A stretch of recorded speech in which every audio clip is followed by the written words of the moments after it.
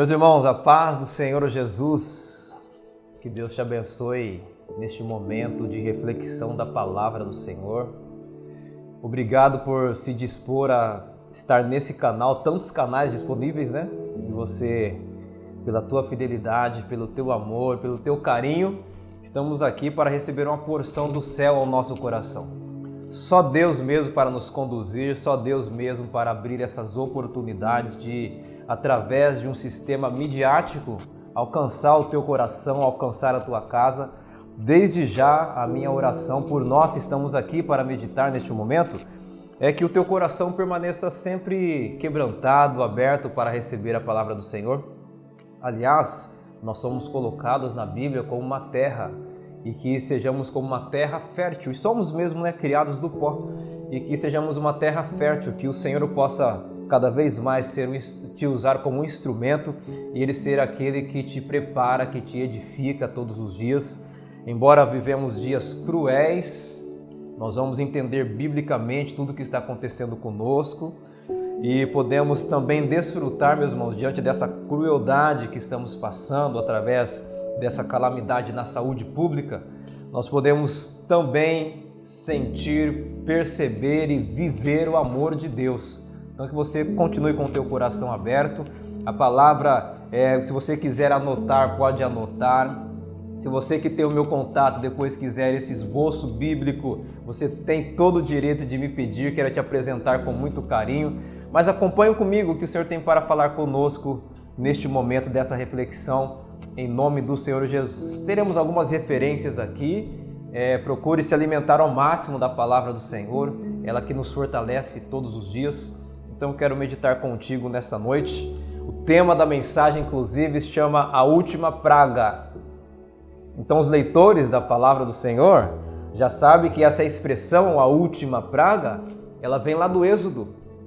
Aliás, se nós percorrermos toda a Bíblia, nós vemos que quando chega nesse cenário onde Moisés está sendo aquele que intervém pelo povo de Deus, que é o povo israelita, e também é como um juiz que está diante de Faraó, o imperador mundial. Faraó era no Egito.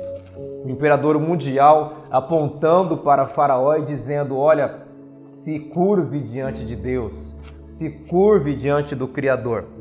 Então, diante dessa dureza do coração de Faraó, e nós vemos ali algumas ações, o coração de Faraó se endurecendo, Deus endurecendo o coração de Faraó, Faraó endurecendo o próprio coração. Meus irmãos, olha como que é sério quando nós resistimos ao agir de Deus. Então Deus vem com juízo sobre o Egito e envia 10 pragas, e a última, nós sabemos que é a morte dos primogênitos, e foi uma mortandade terrível de gente e de animais.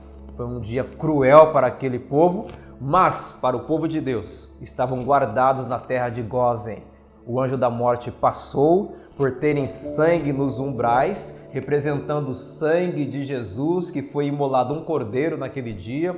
Então aquele sangue nas portas, representando porta, é um lugar de passagem, é um lugar de abertura, um lugar de autoridade. Então foi colocada essa proteção nesse lugar de passagem, onde o anjo da morte passaria, não poderia entrar na casa dos israelitas, porque ali estava o sangue do cordeiro. Que mais tarde você entende tudo isso aí no Novo Testamento.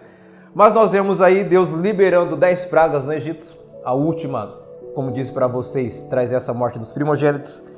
E vemos também que Deus tem o controle e o domínio de todas as coisas. É Ele que ativou as pragas, Deus quem ativou as pragas, e foi Deus também que desativou.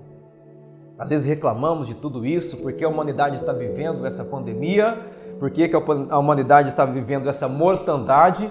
Eu quero fazer um enredo com você bíblico nessa noite, para você compreender a seriedade quando Deus entra com juízo na terra. Estamos vivendo nesse período de pandemia o juízo de Deus na terra. Queridos irmãos, mas mesmo quando Deus libera juízo, Ele tem também misericórdia. Então estamos também sob a misericórdia do Senhor, debaixo da misericórdia do Senhor.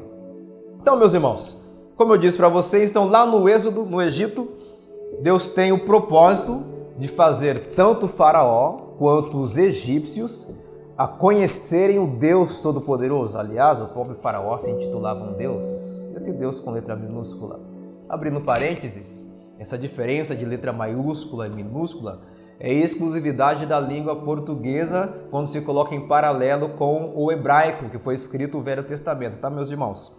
Qualquer hora vamos falar com mais carinho sobre esse assunto, porque nós vemos aqui agora esse Deus com letra minúscula chamado Faraó, tentando ocupar e dominar toda a terra, não só territórios geográficos, mas também pessoas, oprimiu o povo de Deus, redobrou a carga do trabalho deles, são chamados de escravos naquele lugar. Aí Deus levanta Moisés para libertá-lo, mas tem um dia que Faraó tem que agora se curvar diante do Deus Todo-Poderoso, porque o próprio Faraó perdeu o primogênito naquele dia.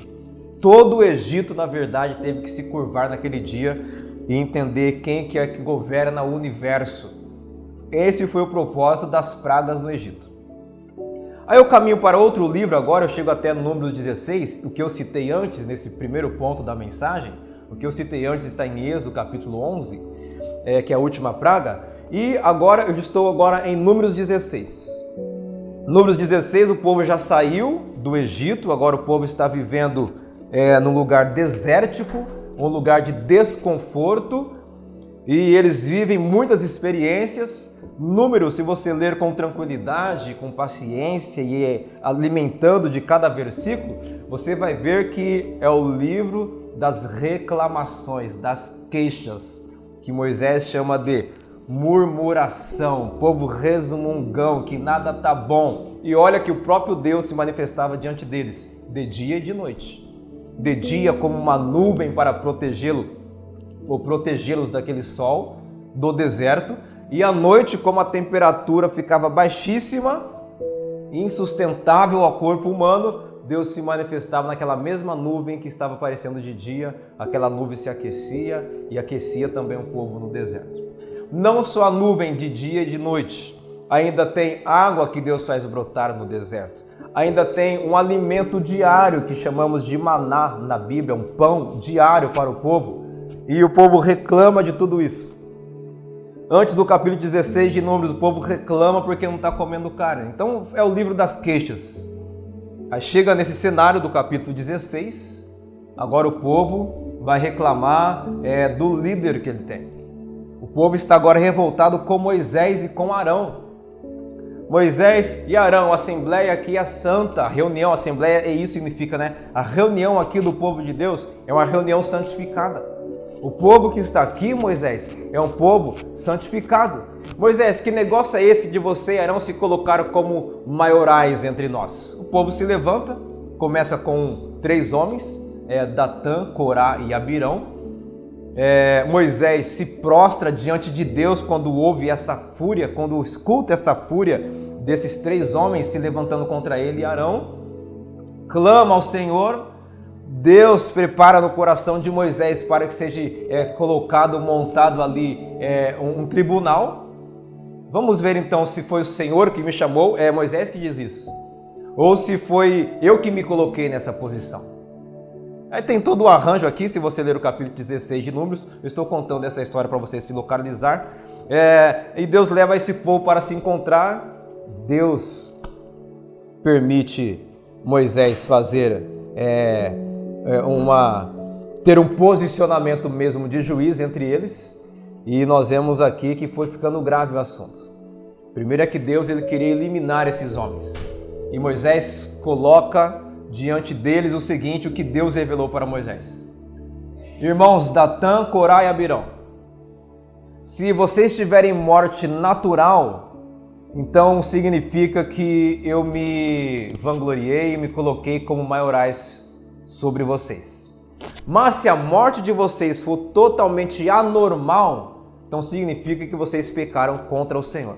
Meus irmãos, no mesmo instante, quando Moisés acabou de dizer isso, a terra se abriu, fendeu a terra, esses homens foram engolidos na frente da casa deles, a terra engoliu aqueles homens e a terra engoliu a família daqueles homens, 250 pessoas, a Bíblia dá a quantidade inclusive. 250 pessoas morrem de uma vez, de uma forma estrondosa. 250 homens, mulheres, crianças de colo, o texto diz. Passa um dia, se você ler Números capítulo 16 a partir do verso 42, passa um dia apenas. O povo começa a se queixar porque os parentes deles morreram.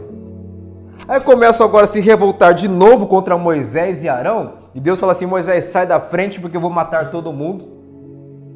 Lá atrás, quando Datã, Corá e Abirão se levantam contra Moisés, Moisés vai lá, intervém e é apenas essas famílias que morrem, 250 pessoas. Agora o povo de novo se revolta contra Moisés e Arão e Deus fala assim: Moisés, saia da frente porque agora eu vou exterminá-lo. Aliás, quem está perto deles, sai da frente que eu vou exterminá-lo. Olha a quantidade de pessoas que morrem nesse dia, no único dia. Você está assustado com a pandemia, com o coronavírus? Nesse único dia, verso de número 49 de número 16, foram 14.700 os que morreram daquela praga, além dos que haviam morrido por causa de Corá. Prestaram atenção no texto? Em um dia, 14 mil. Esses dias em Lins foram 5, 6 pessoas. Em um dia, meus irmãos, por causa de uma murmuração, de uma queixa, morreram 14.700 pessoas. Número 16, verso 49. Entende a seriedade? Então, meus queridos irmãos, que o Senhor nos guarde de reclamar nesses dias. Que o Senhor nos guarde de reclamar das pessoas que estão conduzindo a nossa vida. Que o Senhor nos guarde de ter esse coração tão cruel, mas que a paz reine em nós, em nome de Jesus. Você crê nisso? Então, meus irmãos, que o Senhor nos conduza. Agora, eu quero ir com você em Números 25, porque nós vemos que num dia 14.700 morreram. Agora, em Números 25, Deus dá um livramento maravilhoso. O povo seria praguejado, amaldiçoado por Balaão e Balaque. Aí eles não têm êxito nessa provocação, nessa maldição porque sobre o povo de Deus não há praga nem encantamento, está escrito na palavra do Senhor, né? Aí chega em Números 25, meus irmãos, os homens israelitas, como não foram vencidos pela maldição lá atrás, foram guardados dela da maldição, agora eles vão se contaminar com os ídolos moabitas. Não só isso, eles vão agora viver uma vida imoral terrível.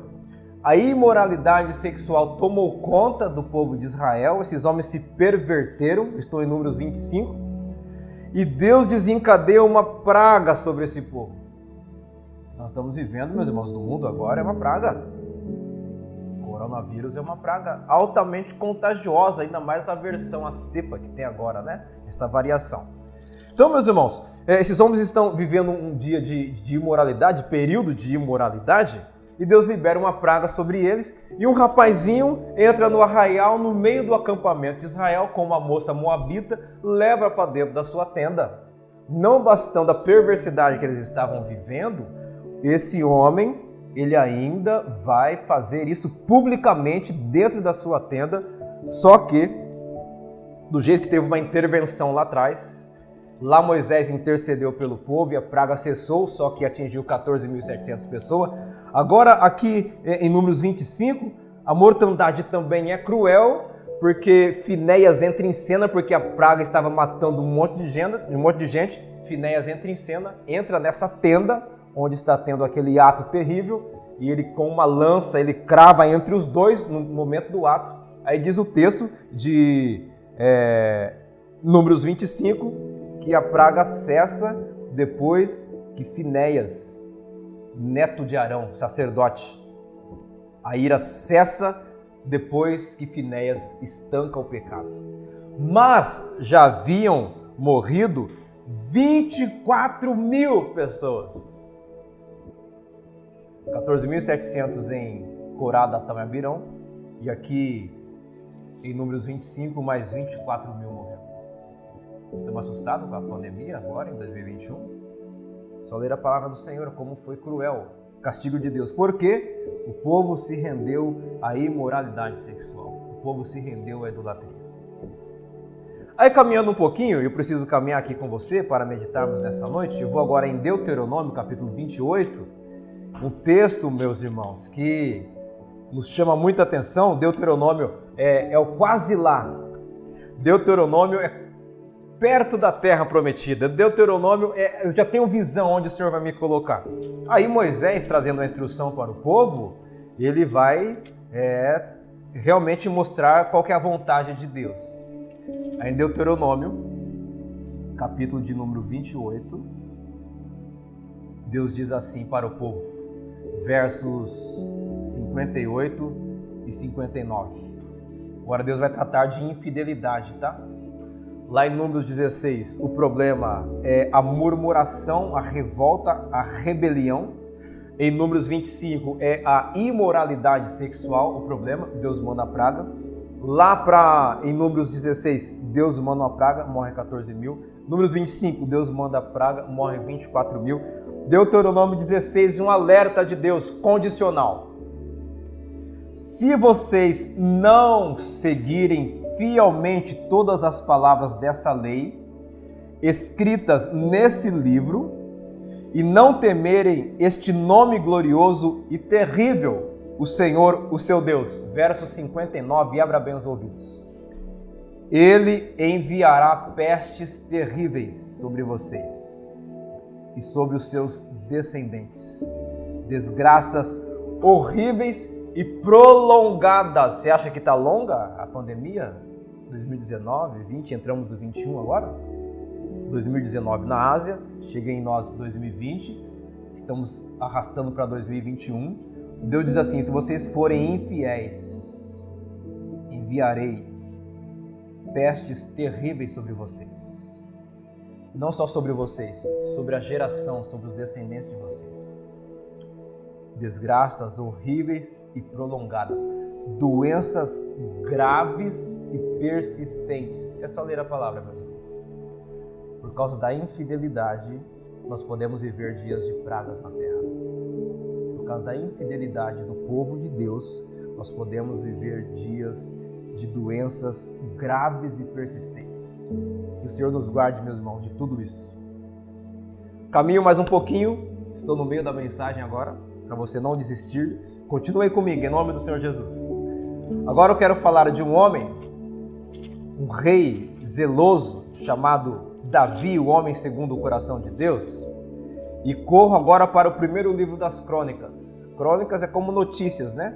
São as notícias lá de Samuel, notícias do livro de Reis. E agora eu vejo aqui o rei Davi deslizando e sendo tentado a contar o povo. A Bíblia chama isso de recenseamento. Davi fala assim: deixa eu ver o tamanho do meu exército, vamos ver quão poderoso eu sou.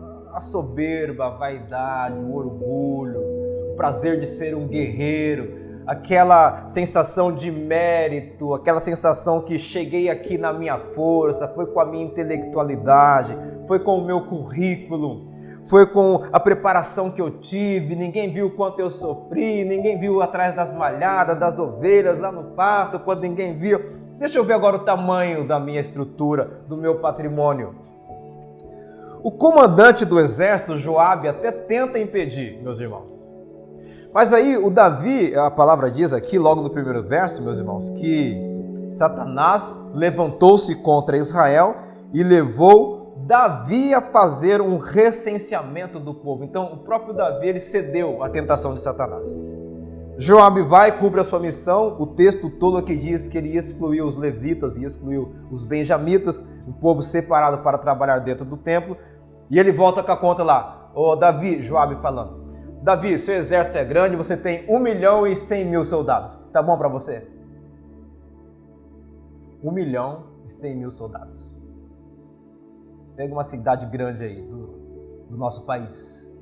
Davi tinha isso como um exército debaixo das ordens dele. Para quem ele falasse vai, vai. Para quem falar fica, fica. É o Davi, poderoso nas batalhas, que derrubou Golias, que cortou a cabeça de Golias. Mas o coração dele se engrandeceu. Por causa desse recenseamento e desse pecado de Davi, Deus fala assim para o profeta: Gad, vai lá, avisa para o Davi que ele tem 3 opções. Primeira opção que eu vou dar para o Davi: Davi, você tem a opção de a terra viver 3 anos de fome por sua culpa, rei Davi. Você tem a primeira opção da terra viver 3 anos de fome. Por sua culpa, Davi, você tem a opção de passar 3 meses fugindo dos seus adversários. Você tem bastante, Davi. Você vai ser perseguido por espada por 3 meses. Ou que você pode ter a opção também de viver 3 dias de praga. Deus dá uma oportunidade para Davi escolher. 3 anos de fome, 3 meses sendo perseguido e 3 dias de praga. Davi é rápido na resposta, ele fala assim: não posso cair nas mãos dos meus adversários, eles vão me trucidar. Não posso cair nas mãos daqueles que me odeiam, que por causa disso, do meu pecado, está acontecendo essa mortandade já aqui em Jerusalém, Israel. Senhor, eu prefiro cair nas tuas mãos, porque tu és um Deus de misericórdia.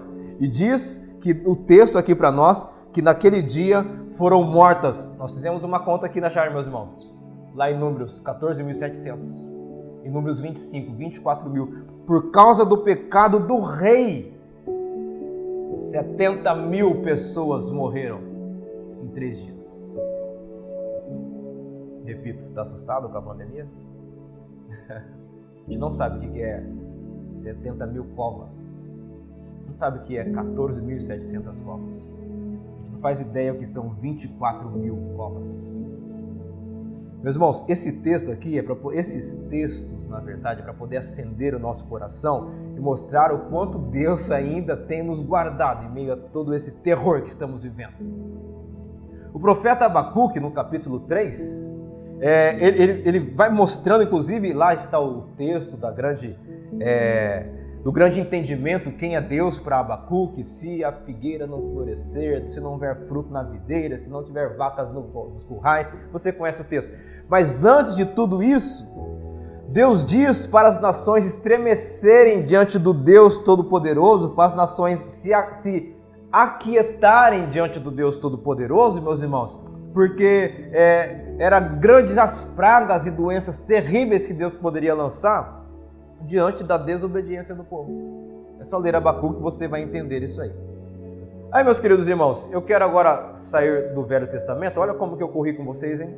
Êxodo 11, Números 16, Números 25, nós lemos 1 Crônicas 21, citei agora Abacuque capítulo 3, para você entender a seriedade da Bíblia e Deus falando sobre o juízo dele sobre a terra com pragas.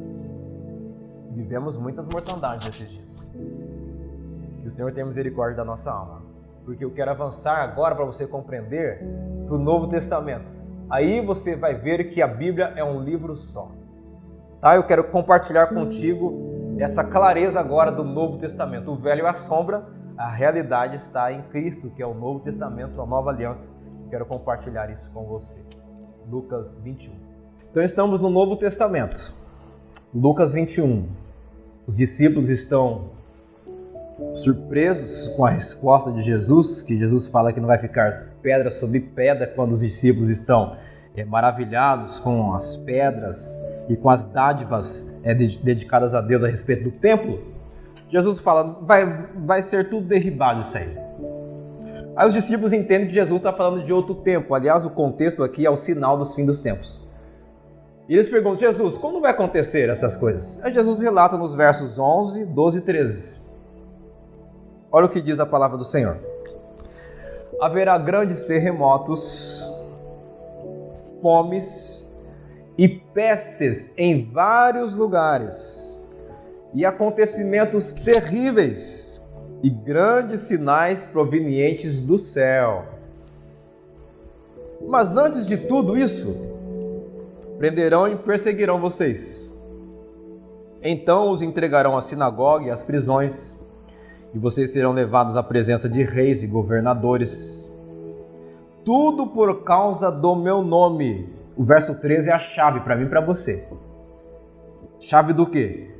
Desses grandes sinais, fomes, terremotos, pestes, acontecimentos terríveis. Para que serve tudo isso? Verso 13. Será para vocês uma oportunidade para dar testemunho. Ai, pastor, morreu fulano de tal, meu vizinho, não sei quem, meu parente. É hora de você, mais do que nunca, a Bíblia está falando, falar de quem é Cristo, falar quem é o Salvador, falar quem é o teu rei, falar quem é o teu redentor, falar sobre o destino, falar sobre o céu, falar sobre salvação, falar sobre a ira, o dia da vingança de Deus, aqueles que servem, aqueles que não servem ao Senhor. Deixa eu abrir um parênteses aqui, meus irmãos. Um parênteses escatológico, de fundo teológico. A pessoa abordou a mim esses dias e falou: pastor, como você pensa a questão da tribulação? A igreja vai passar ou não vai passar? O senhor é pré-tribulacionista? É meso? É pós? O que o senhor pensa no quê? A respeito do Apocalipse. E eu tive ali um entendimento pelo Espírito Santo de Mateus 25. Eu falei: eu tenho uma resposta para você. A igreja pode passar pelas duas situações, depende da igreja que você é. A partir de Mateus 25. Você pode ser uma igreja que é enquadrada como aquelas virgens que são prudentes ou como aquelas virgens que são loucas, nécias.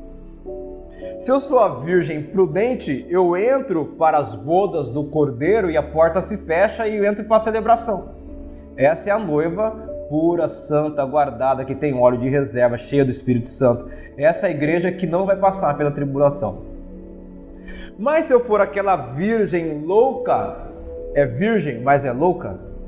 Entende essa colocação aqui de Mateus 25? Então pode ser que a porta se feche, aí eu vou ter que suportar a tribulação.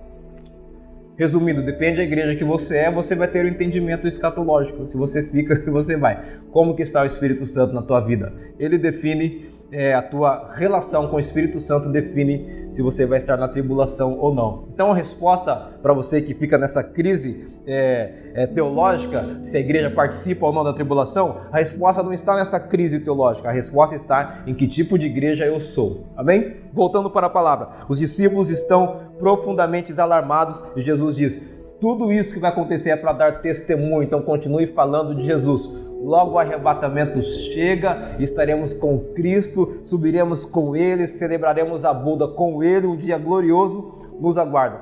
Então tudo isso que está acontecendo é para você falar de Jesus. Fale mais do que nunca de Jesus. E por último, para eu colocar uma aplicação prática, a gente vai rapidinho aqui em Apocalipse, capítulo 15. Uau, passeamos toda a Bíblia, hein? De Êxodo a Apocalipse. Só não citei hoje o Gênesis lá para vocês, né? Mas entre os livros nós vimos aí muitas referências que nos ajudam a entender esse momento que estamos passando. Então no livro da Revelação, muitos dizem que é o livro do fim. Não, é um livro difícil de entender. Pelo contrário, é o livro da Revelação. Aliás, em inglês é Revelation. Revelação, né? Que bom que nós temos essa proposta de Deus mostrando para nós.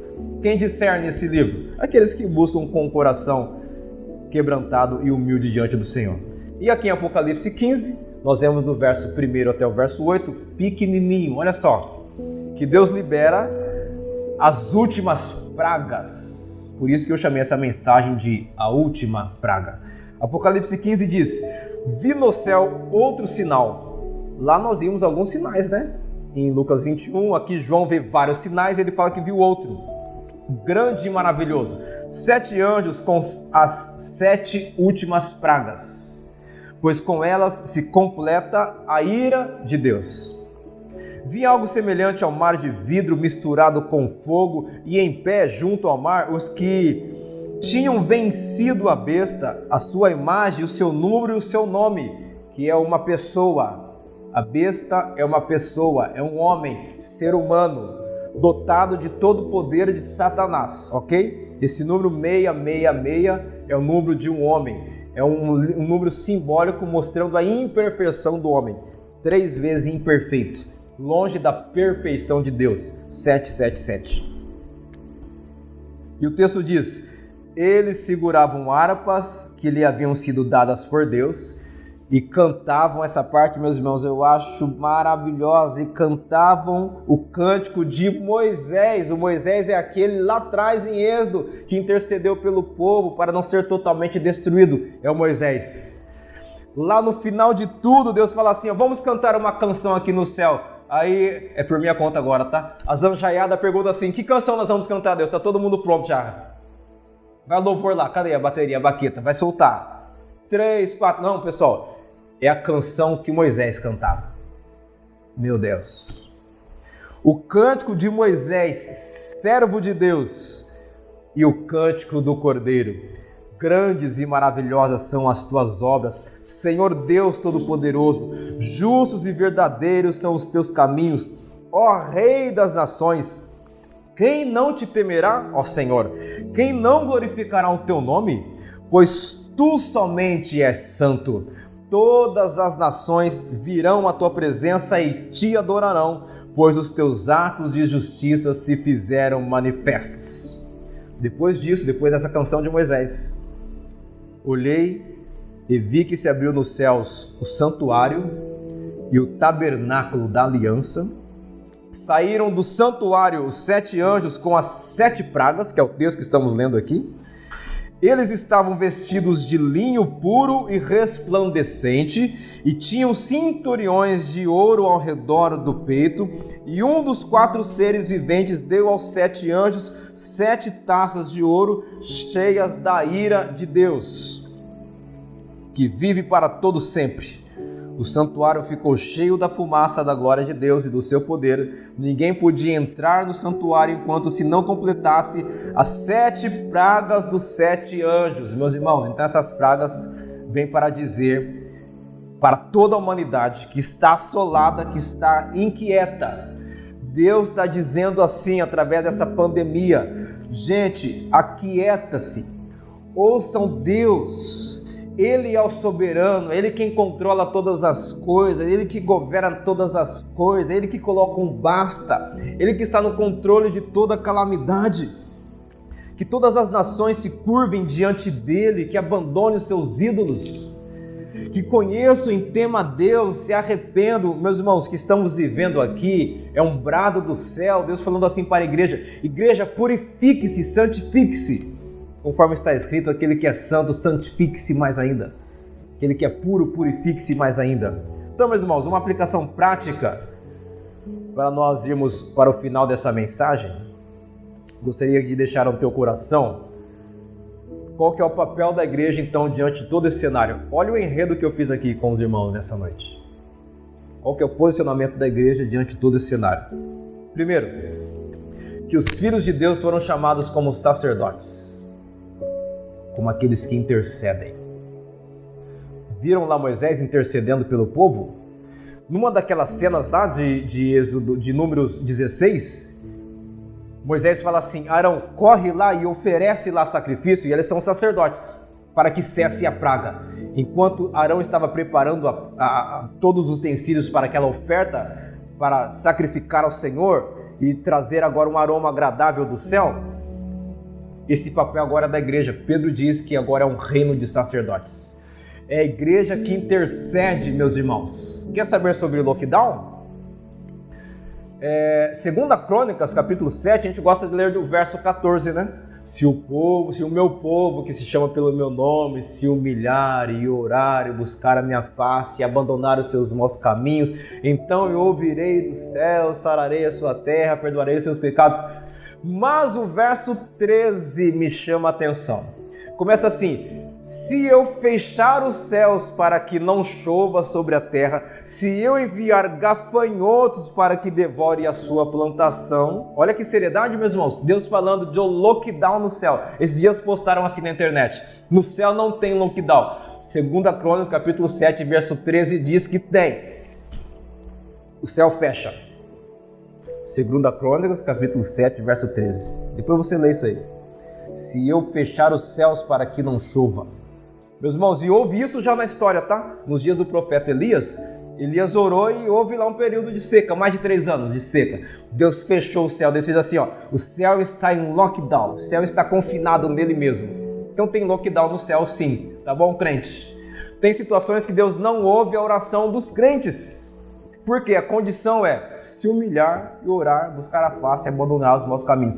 Qual que é o papel da igreja agora então, meus irmãos? Se humilhar e orar, abandonar os seus maus caminhos e se colocar como sacerdote. Aqueles que apresentam as tuas orações intercessórias diante de Deus. É a igreja que clama agora. E você é a igreja, se posicione como igreja para que essa praga cesse em nome do Senhor Jesus. Nada contra as vacinas, seja de onde for, da Europa, da Ásia, da América Latina, se for brasileira ou não. Eu também confio ainda no poder da oração, meus irmãos. Nós somos as testemunhas fiéis que intercedem pelo povo. Se você ler Apocalipse, capítulo 11, é aqui que fala das testemunhas, das duas testemunhas. São elas que clamam, que intercedem, são elas que bradam, são elas que dizem qual que é a vontade de Deus. Igreja, se posicione como aquele que é o instrumento de Deus nessa terra, em nome do Senhor Jesus. Então, meus irmãos, quando as pragas assolam a humanidade, que eu e você foi chamado para ser templo vivo, pedra viva, que eu e você possamos ser aqueles que clamam pela misericórdia de Deus. E anuncia a essa nação, anuncia a cidade de Lins, que anuncia as regiões. Use para o bem essas ferramentas chamada mídia. Manda esse link para alguém ouvir essa mensagem em nome do Senhor Jesus. Para alguém que está apavorado e não sabe o que fazer, você possa ter uma resposta, meus irmãos, que traga paz e você fala assim, não, eu sei o que fazer. Deixe o Senhor Jesus ser aquele que governa na tua vida. Se renda à vontade dele, é tempo de salvação, meus irmãos. O céu está de porta escancarada, na verdade, para a salvação. É tempo da colheita do Senhor. E a última colheita está chegando, meus irmãos. Que o Espírito Santo continue suprindo tudo na tua alma, no teu coração. Ele sendo o supremo juiz na tua vida. E você ter um coração quebrantado. Você possa resistir às tentações. Davi cedeu à tentação de contar o povo, Davi cedeu à tentação de se deitar com Batseba, Moisés cedeu à provocação no deserto, provocação do povo. Moisés, o texto diz em Deuteronômio que Moisés era o homem mais manso da terra. Moisés cedeu à provocação do povo. Quando era para falar com a rocha, Moisés foi lá, deu uma pancada na rocha. Deus fala assim, Moisés, a tua ira fez você perder a bênção.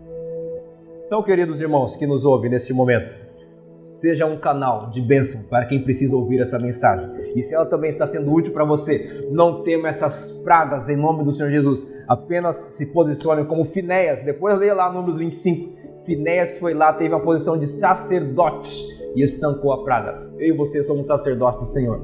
Nós podemos orar e clamar ao Senhor, essa praga pode cessar. E nós vamos dar a Deus toda a glória. O grande amor de Deus, a maravilhosa graça do nosso Senhor e Salvador Jesus Cristo, todo o conselho, sabedoria e discernimento, amado Espírito Santo, permaneça na tua casa, no teu coração. Essa é a mensagem desse domingo para a tua vida, em nome do Senhor Jesus. Fique na paz, até a próxima, fique atento aí às nossas programações, se Deus quiser que haja alguma programação, nós estaremos comentando com vocês quais serão os próximos passos, assim se Deus quiser. Deus abençoe em nome de Jesus.